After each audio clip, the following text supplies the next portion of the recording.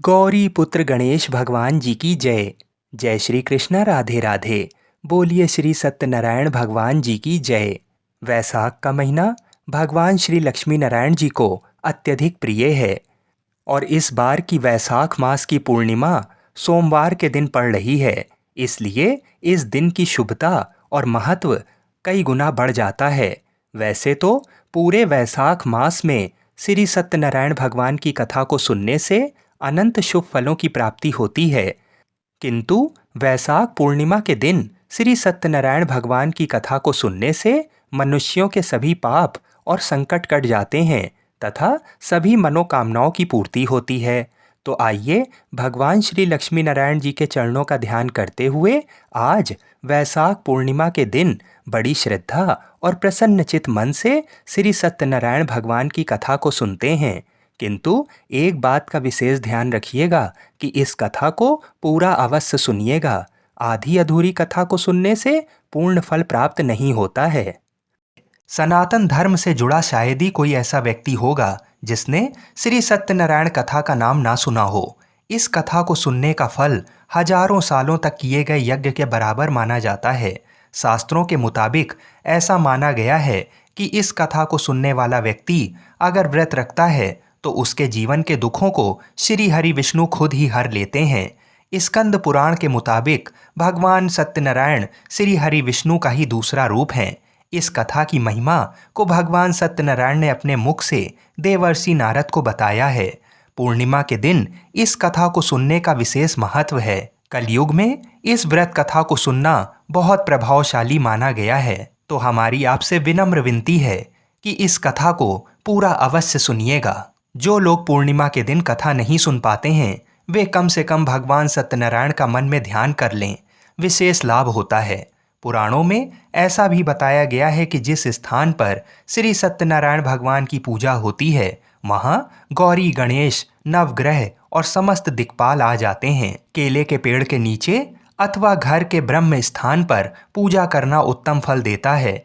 भोग में पंजीरी, पंचामृत, केला और तुलसी दल विशेष रूप से शामिल करें। सिर्फ पूर्णिमा को ही नहीं, परिस्थितियों के मुताबिक किसी भी दिन कथा सुनी जा सकती है। बृहस्पतिवार को कथा सुनना विशेष लाभकारी होता है। भगवान तो बस प्रेम और भाव के भूखे हैं। इस कथा के प्रभाव से खुशहाल जीवन, दाम्पत्य सुख, मन चाहे वर वधू, संतान, स्वास्थ्य जैसी समस्त मनोकामनाओं की पूर्ति होती है। अगर पैसों से जुड़ी कोई समस्या है तो ये कथा किसी संजीवनी से कम नहीं है। तो जब भी मौका मिले भगवान की कथा सुने और सुनाएं। आइए भगवान श्री लक्ष्मी नारायण जी के चरणों का ध्यान करते हुए इस कथा को सुनते हैं। एक समय की बात है, नैमिषारण्य तीर्थ में सौनक आदि 88,000 ऋषियों ने श्री सूत जी से पूछा, हे प्रभु, इस कलयुग में वेद विद्या रहित मनुष्य को प्रभु भक्ति किस प्रकार मिल सकती है तथा उनका उद्धार कैसे होगा। हे मुनि श्रेष्ठ, कोई ऐसा तप बताइए जिससे थोड़े समय में ही पुण्य मिले और मनोवांछित फल भी मिल जाए। इस प्रकार की कथा सुनने की हम इच्छा रखते हैं। सर्व शास्त्रों के ज्ञाता सूत जी बोले, हे वैष्णवों में पूज्य, आप सभी ने प्राणियों के हित की बात पूछी है, इसलिए मैं एक ऐसे श्रेष्ठ व्रत को आप लोगों को बताऊंगा जिसे नारद जी ने लक्ष्मी नारायण जी से पूछा था और लक्ष्मीपति ने मुनि श्रेष्ठ नारद जी से कहा था, आप सब इसे ध्यान से सुनिए। एक समय की बात है, योगी राज नारद जी दूसरों के हित की इच्छा लिए अनेकों लोकों में घूमते हुए मृत्यु लोक में आ पहुंचे। यहाँ उन्होंने अनेक योनियों में जन्मे प्राय सभी मनुष्यों को अपने कर्मों द्वारा अनेकों दुखों से पीड़ित देखा। उनका दुख देख नारद जी सोचने लगे कि कैसा यत्न किया जाए जिसके करने से निश्चित रूप से मानव के दुखों का अंत हो जाए। इसी प्रकार पर मनन करते हुए वह विष्णु लोक में गए। वहां वह देवों के ईश नारायण की स्तुति करने लगे, जिनके हाथों में शंख, चक्र, गदा और पद्म थे। गले में वरमाला पहने हुए थे। स्तुति करते हुए नारद जी बोले, हे भगवान, आप अत्यंत शक्ति से संपन्न हैं। मन तथा वाणी भी आपको नहीं पा सकती। आपका आदि, मध्य तथा अंत नहीं है। निर्गुण स्वरूप सृष्टि के कारण भक्तों के दुख को दूर करने वाले हैं। आपको मेरा नमस्कार है। नारद जी की स्तुति सुन विष्णु भगवान बोले, हे मुनि श्रेष्ठ, आपके मन में क्या बात है? आप किस काम के लिए पधारे हैं? उसे निसंकोच कहो। इस पर नारद मुनि बोले कि मृत्यु लोक में अनेक योनियों में जन्मे मनुष्य अपने कर्मों के द्वारा अनेकों दुख से दुखी हो रहे हैं। हे नाथ, आप मुझ पर दया रखते हैं तो बताइए कि वो मनुष्य थोड़े प्रयास से ही अपने दुखों से कैसे छुटकारा पा सकते हैं। तब श्री हरि बोले, हे नारद, मनुष्यों की भलाई के लिए तुमने बहुत अच्छी बात पूछी है। जिसके करने से मनुष्य मोह से छूट जाता है, वह बात मैं कहता हूँ, उसे ध्यानपूर्वक सुनो। स्वर्गलोक व मृत्युलोक दोनों में एक दुर्लभ उत्तम व्रत है जो पुण्य देने वाला है। आज प्रेमवश होकर मैं उसे तुमसे कहता हूँ। श्री सत्यनारायण भगवान का ये व्रत अच्छी तरह विधान पूर्वक करके मनुष्य तुरंत ही यहाँ सुख भोग कर मरने पर मोक्ष पाता है। श्री हरि के वचन सुन नारद जी बोले कि उस व्रत का फल क्या है और उसका विधान क्या है, ये व्रत किसने किया था, इस व्रत को किस दिन करना चाहिए, सभी कुछ विस्तार से बताइए। नारद जी की बात सुनकर श्री हरि बोले, दुख व शोक को दूर करने वाला ये सभी स्थानों पर विजय दिलाने वाला है। मानव को भक्ति व श्रद्धा के साथ शाम को श्री सत्यनारायण की पूजा धर्मपरायण होकर ब्राह्मणों व बंधुओं के साथ करनी चाहिए। भक्ति भाव से ही नैवेद्य, केले का फल, घी, दूध और गेहूं का आटा सवाया लें। गेहूं के स्थान पर साठी का आटा, शक्कर तथा गुड़ लेकर वह सभी भक्षण योग्य पदार्थों को मिलाकर भगवान का भोग लगाएं। ब्राह्मणों सहित बंधु बांधवों को भी भोजन कराएं। उसके बाद स्वयं भोजन करें। भजन कीर्तन के साथ भगवान की भक्ति में लीन हो जाएं। इस तरह से सत्यनारायण भगवान का ये व्रत करने पर मनुष्य की सारी इच्छाएं निश्चित रूप से पूरी होती हैं। इस कलिकाल अर्थात कलयुग में मृत्यु लोक में मोक्ष का यही एक सरल उपाय बताया गया है। इस प्रकार से श्री सत्यनारायण व्रत कथा का प्रथम अध्याय संपूर्ण हुआ। आप लोग बड़ी श्रद्धा और प्रेम से बोलिए, श्रीमन नारायण नारायण हरि हरि, भजमन नारायण नारायण हरि हरि। बोलिए श्री सत्यनारायण भगवान की जय। मित्रों, अब दूसरा अध्याय सुनिए। सूत जी बोले, हे ऋषियों, जिसने पहले समय में इस व्रत को किया था उसका इतिहास कहता हूँ, इसे ध्यान से सुनो। सुंदर काशीपुरी नगरी में एक अत्यंत निर्धन ब्राह्मण रहता था। भूख प्यास से परेशान वह धरती पर घूमता रहता था। ब्राह्मणों से प्रेम करने वाले भगवान ने एक दिन ब्राह्मण का वेश धारण कर उसके पास जाकर पूछा, हे विप्र, नित्य दुखी होकर तुम पृथ्वी पर क्यों घूमते हो? दीन ब्राह्मण बोला, मैं निर्धन ब्राह्मण हूँ, भिक्षा के लिए धरती पर घूमता हूँ। हे भगवान, यदि आप इसका कोई उपाय जानते हो तो बताइए। वृद्ध ब्राह्मण कहता है कि सत्यनारायण भगवान मनोवांछित फल देने वाले हैं, इसलिए तुम उनका पूजन करो। इसे करने से मनुष्य सभी दुखों से मुक्त हो जाता है। वृद्ध ब्राह्मण बनकर आए सत्यनारायण भगवान उस निर्धन ब्राह्मण को व्रत का सारा विधान बताकर अंतर्ध्यान हो गए। ब्राह्मण मन ही मन सोचने लगा कि जिस व्रत को वृद्ध ब्राह्मण करने को कह गया है, मैं उसे जरूर करूँगा। ये निश्चय करने के बाद उसे रात में नींद नहीं आई। वह सवेरे उठकर सत्यनारायण भगवान के व्रत का निश्चय कर भिक्षा के लिए चला गया। उस दिन निर्धन ब्राह्मण को भिक्षा में बहुत धन मिला, जिससे उसने बंधु बांधवों के साथ मिलकर श्री सत्यनारायण भगवान का व्रत संपन्न किया। भगवान सत्यनारायण का व्रत संपन्न करने के बाद वह निर्धन ब्राह्मण सभी दुखों से छूट गया और अनेक प्रकार की संपत्तियों से युक्त हो गया। उसी समय से ये ब्राह्मण हर माह इस व्रत को करने लगा। इस तरह से सत्यनारायण भगवान के व्रत को जो मनुष्य करेगा वह सभी प्रकार के पापों से छूटकर मोक्ष को प्राप्त होगा। जो मनुष्य इस व्रत को करेगा वह भी दुखों से मुक्त हो जाएगा। सूत जी बोले कि इस तरह से नारद जी से नारायण जी का कहा हुआ श्री सत्यनारायण व्रत को मैंने तुमसे कहा। हे विप्रो, मैं अब और क्या कहूँ? ऋषि बोले, हे मुनिवर, संसार में उस विप्र से सुनकर और किस किस ने व्रत को किया, हम सब इस बात को सुनना चाहते हैं। इसके लिए हमारे मन में श्रद्धा का भाव है। सूत जी बोले, हे मुनियों, जिस जिसने इस व्रत को किया है वह सब सुनो। एक समय वही विप्र धन व ऐश्वर्य के अनुसार अपने बंधु बांधवों के साथ इस व्रत को करने को तैयार हुआ। उसी समय एक लकड़ी बेचने वाला बूढ़ा आदमी आया और लकड़ियां बाहर रखकर अंदर ब्राह्मणों के घर में गया। प्यास से दुखी व लकड़हारा उनको व्रत करते देख विप्र को नमस्कार कर पूछने लगा कि आप ये क्या कर रहे हैं तथा इसे करने से क्या फल मिलेगा, कृपया मुझे भी बताइए। ब्राह्मण ने कहा कि सब मनोकामनाओं को पूरा करने वाला ये सत्यनारायण भगवान का व्रत है।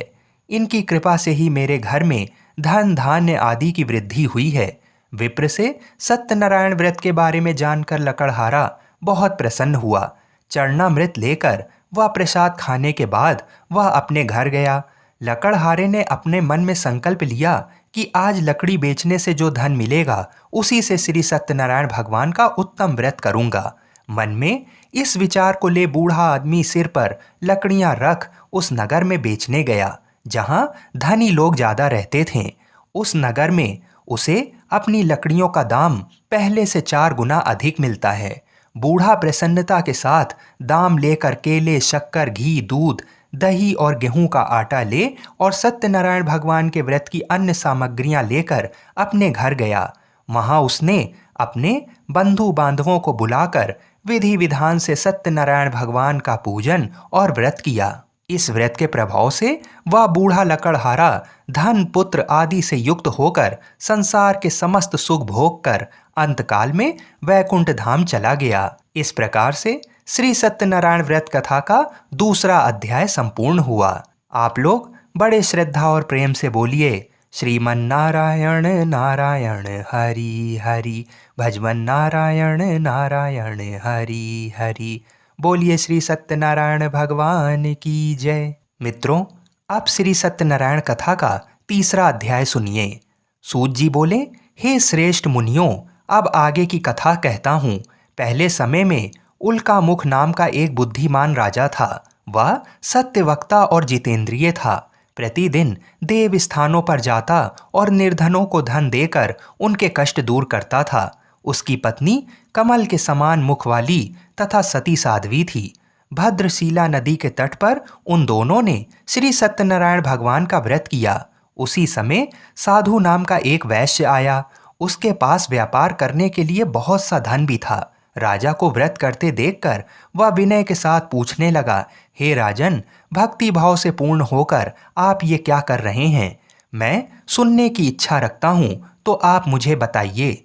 राजा बोला, हे साधु, अपने बंधु बांधवों के साथ पुत्र आदि की प्राप्ति के लिए एक महाशक्तिमान श्री सत्यनारायण भगवान का व्रत व पूजन कर रहा हूँ। राजा के वचन सुन साधु आदर से बोला, हे राजन, मुझे इस व्रत का सारा विधान कहिए। आपके कथा अनुसार मैं इस व्रत को करूँगा। आपके कथानुसार मैं भी इस व्रत को करूँगा। मेरी भी संतान नहीं है और इस व्रत को करने से निश्चित रूप से मुझे संतान की प्राप्ति होगी। राजा से व्रत का सारा विधान सुन व्यापार से निवृत्त हो वह अपने घर गया।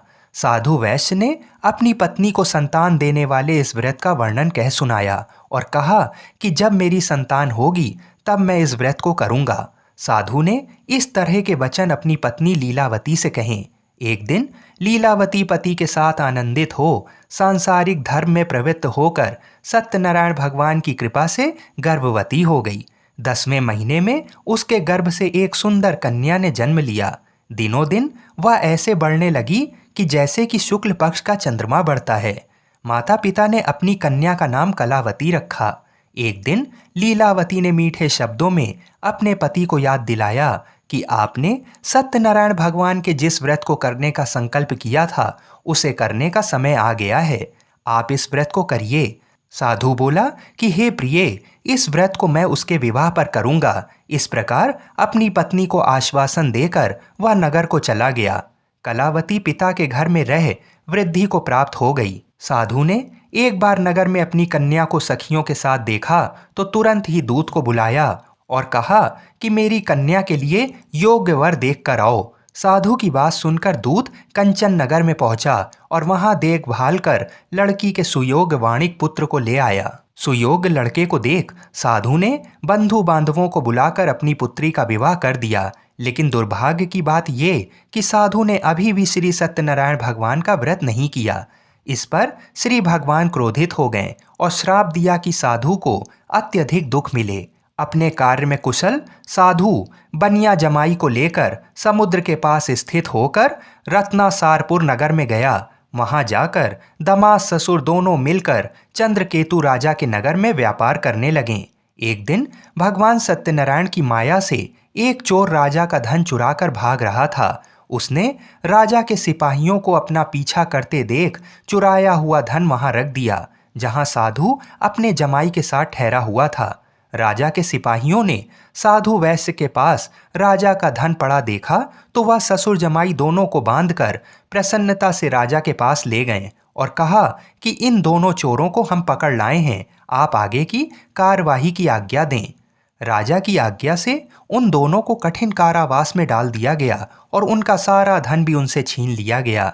श्री सत्यनारायण भगवान से श्राप से साधु की पत्नी भी बहुत दुखी हुई। घर में जो धन रखा था उसे चोर चुरा ले गए।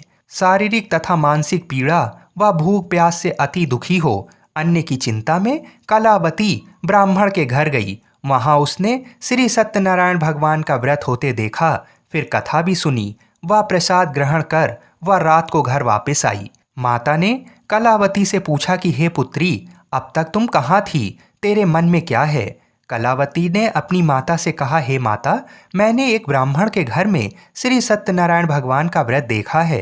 कन्या के वचन सुन लीलावती भगवान के पूजन की तैयारी करने लगी। लीलावती ने परिवार व बंधुओं सहित सत्यनारायण भगवान का पूजन किया और उनसे वर मांगा कि मेरे पति तथा जमाई शीघ्र घर आ जाएं। साथ ही ये भी प्रार्थना की कि हम सबका अपराध भगवान क्षमा करें। श्री सत्यनारायण भगवान इस व्रत से संतुष्ट हो गए और राजा चंद्रकेतु को सपने में दर्शन दे कहा कि हे राजन, तुम उन दोनों वैश्यों को छोड़ दो और तुमने उनका जो धन लिया है उसे भी वापस कर दो। अगर ऐसा नहीं किया तो मैं तुम्हारा धन, राज्य व संतान सभी को नष्ट कर दूंगा। राजा को ये सब कहकर वह अंतर ध्यान हो गए। प्रातःकाल सभा में राजा ने अपना सपना सुनाया। फिर बोले कि बणिक पुत्रों को कैद से मुक्त कर सभा में लाओ। दोनों ने आते ही राजा को प्रणाम किया। राजा मीठी वाणी में बोला, हे महानुभावों, भाग्यवश ऐसा कठिन दुख तुम्हें प्राप्त हुआ है, लेकिन अब तुम्हें कोई भय नहीं है।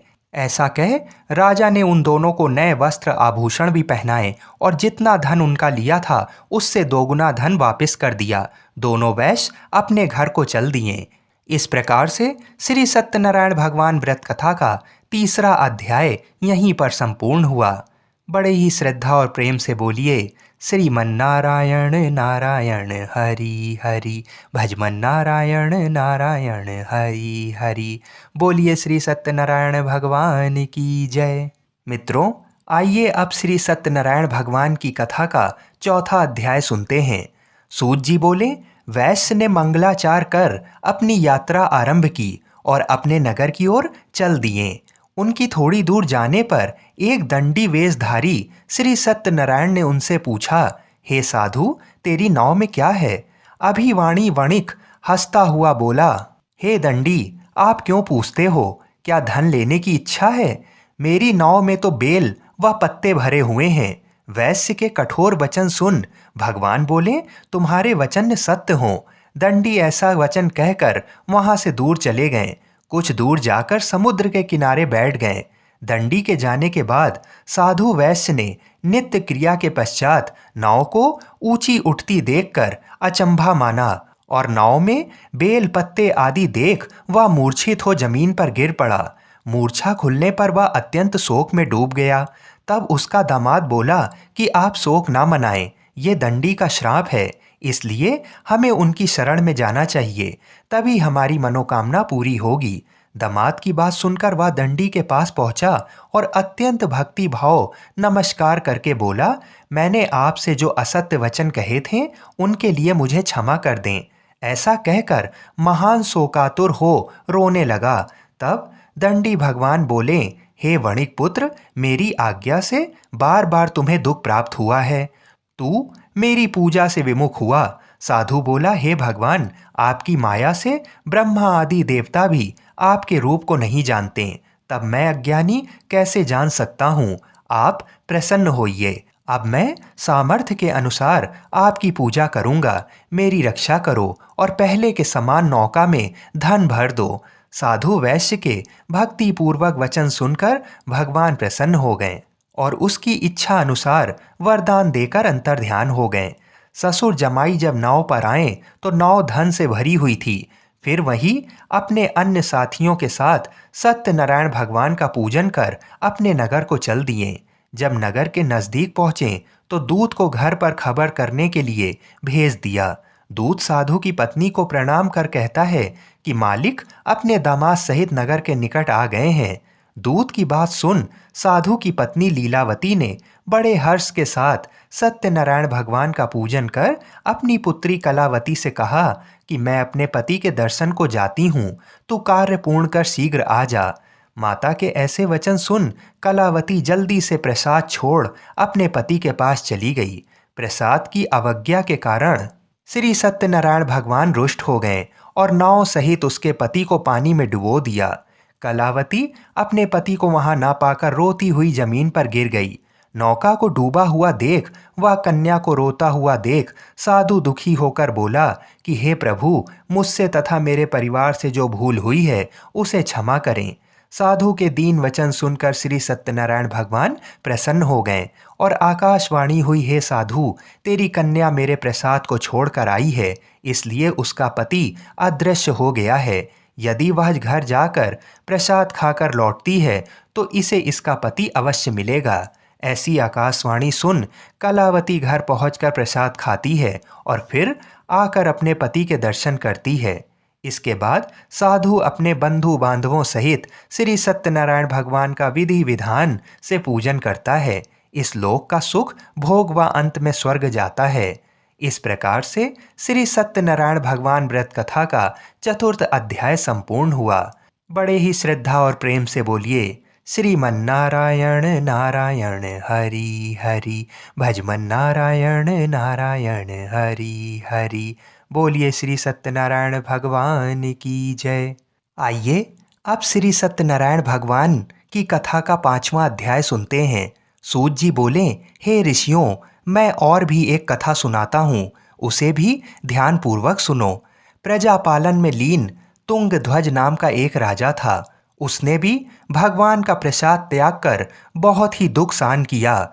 एक बार वन में जाकर वन्य पशुओं को मारकर वह बड़ के पेड़ के नीचे आया। वहां उसने ग्वालों को भक्ति भाव से अपने बंधुओं सहित सत्यनारायण भगवान का पूजन करते देखा। अभिमानवश राजा ने उन्हें देखकर भी पूजा स्थान में नहीं गया और ना ही उसने भगवान को नमस्कार किया। ग्वालों ने राजा को प्रसाद दिया, लेकिन उसने वह प्रसाद नहीं खाया और प्रसाद को वहीं छोड़ वह अपने नगर को चला गया। जब वह नगर में पहुंचा तो वहां सब कुछ तहस नहस हुआ पाया तो वह शीघ्र ही समझ गया कि ये सब भगवान ने ही किया है। वह दोबारा ग्वालों के पास पहुंचा और विधि पूर्वक पूजा करके प्रसाद खाया तो श्री सत्यनारायण भगवान की कृपा से सब कुछ पहले जैसा हो गया। दीर्घ काल तक सुख भोगने के बाद मरणोपरांत उसे स्वर्गलोक की प्राप्ति हुई। जो मनुष्य परम दुर्लभ इस व्रत को करेगा तो भगवान सत्यनारायण की अनुकंपा से उसे धन धान की प्राप्ति होगी। निर्धन धनी हो जाता है और भय मुक्त हो जीवन जीता है। संतानहीन मनुष्य को संतान सुख मिलता है और सारे मनोरथ पूर्ण होने पर मानव अंतकाल में बैकुंठ धाम को जाता है। सूत जी बोले, जिन्होंने पहले इस व्रत को किया है अब उनके दूसरे जन्म की कथा कहता हूँ। वृद्ध सतानंद ब्राह्मण ने सुदामा का जन्म लेकर मोक्ष की प्राप्ति की। लकड़हारे ने अगले जन्म में निषाद बनकर मोक्ष प्राप्त किया। उल्का मुख नाम का राजा दशरथ होकर वैकुंठ को गए। साधु नाम के वैश्य ने मोर ध्वज बनकर अपने पुत्र को आरे से चीर कर मोक्ष पाया। महाराज तुंगध्वज ने स्वयंभू होकर भगवान में भक्ति युक्त हो कर्म कर मोक्ष पाया। इस प्रकार से श्री सत्यनारायण व्रत कथा का 5वां अध्याय संपूर्ण हुआ। बड़े ही श्रद्धा और प्रेम से बोलिए, श्रीमन्नारायण नारायण हरि हरि, भजमन नारायण नारायण हरि हरि। बोलिए श्री सत्यनारायण भगवान की जय। आइए अब श्री सत्यनारायण भगवान की आरती सुनते हैं। जय श्री लक्ष्मी रमणा स्वामी जय लक्ष्मी रमणा, सत्यनारायण स्वामी, सत्यनारायण स्वामी, जनपातक हरणा। ओम जय लक्ष्मी रमणा। रत्न जड़ित सिंहासन, अद्भुत छवि राजे, स्वामी अद्भुत छवि राजे। नाद करद निरंतर, नाद करद निरंतर, घंटा ध्वनि बाजे। ओम जय लक्ष्मी रमणा। प्रगट भये कलि कारण, द्विज को दर्श दियो, स्वामी द्विज को दर्श दियो। बूढ़ा ब्राह्मण बन के, बूढ़ा ब्राह्मण बन के, कंचन महल कियो। ओम जय लक्ष्मी रमणा। दुर्बल भील कराल, जिन पर कृपा करी, स्वामी जिन पर कृपा करी। चंद्रचूर्ण एक राजा, चंद्रचूर्ण एक राजा, तिनकी विपत हरी। ओम जय लक्ष्मी रमणा। वैश्य मनोरथ पायो, श्रद्धा तज दीनी, स्वामी श्रद्धा तज दीनी। सो फल भोग्यो प्रभु जी, सो फल भोग्यो प्रभु जी, फेर स्तुति कीन्ही। ओम जय लक्ष्मी रमणा। भाव भक्ति के कारण, छिन छिन रूप धरियो, स्वामी छिन छिन रूप धरियो। श्रद्धा धारण कीनी, श्रद्धा धारण कीनी, जन को काज सरियो। ओम जय लक्ष्मी रमणा। ग्वाल बाल संग राजा, बन में भक्ति करी, स्वामी बन में भक्ति करी। मन वांछित फल दीना, मन वांछित फल दीना, दीन दयाल हरि। ओम जय लक्ष्मी रमणा। चढ़त प्रसाद सवाया, कदली फल मेवा, स्वामी कदली फल मेवा। धूप दीप तुलसी से, धूप दीप तुलसी से, राजी सत देवा। ओम जय लक्ष्मी रमणा। श्री सत्यनारायण जी की आरती जो कोई नर गावे, स्वामी आरती जो कोई नर गावे। कहत शिवानंद स्वामी, कहत शिवानंद स्वामी, मन वांछित फल पावे। ओम जय लक्ष्मी रमणा। बोलिए श्री सत्यनारायण भगवान की जय। मित्रों, पूरी सत्यनारायण व्रत कथा का निहितार्थ ये है कि लौकिक एवं परलौकिक हितों की साधना के लिए मनुष्य को सत्य आचरण का व्रत लेना चाहिए। सत्य ही भगवान है, सत्य ही विष्णु है। लोक में सारी बुराइयों, सारे कलेशों, सारे संघर्षों का मूल कारण है सत्य आचरण का अभाव। सत्यनारायण व्रत कथा पुस्तिका में इस संबंध में एक श्लोक है जिसका अर्थ है, सत्यनारायण व्रत का अनुष्ठान करके मनुष्य सभी दुखों से मुक्त हो जाता है। कली काल में सत्य की पूजा विशेष रूप से फलदायी है। सत्य के अनेक नाम हैं, यथा सत्यनारायण, सत्यदेव, सनातन, सत्य रूपी विष्णु। भगवान कलयुग में अनेक रूप धारण करके लोगों को मनवांछित फल देंगे। इसी प्रकार से श्री सत्यनारायण व्रत कथा संपूर्ण हुई। श्रीमन्नारायण नारायण हरि हरि, भजमन नारायण नारायण हरि हरि। बोलिए श्री सत्यनारायण भगवान की जय। जय जय श्री राधे।